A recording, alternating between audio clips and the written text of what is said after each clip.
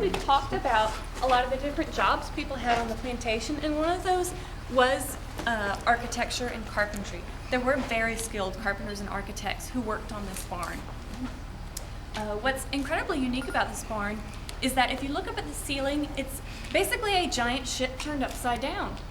It was built using shipbuilding techniques, which is extremely unusual to find in Piedmont, North Carolina, fairly far away from any major rivers or oceans or anything.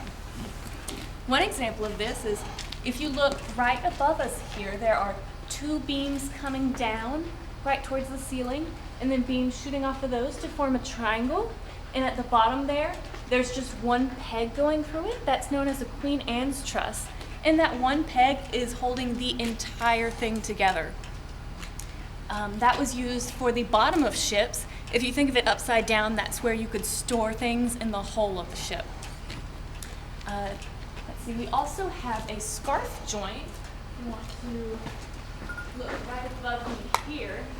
This Z cut in the wood with a little wedge in between and a wooden peg going through it. That's known as a scarf joint. That's also used in shipbuilding to help with the stress and strain of the waves and the water.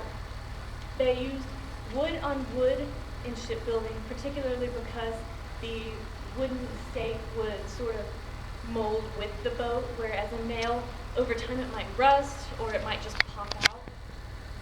So it's very unusual that they decided to use this here when clearly that's not going to be a big issue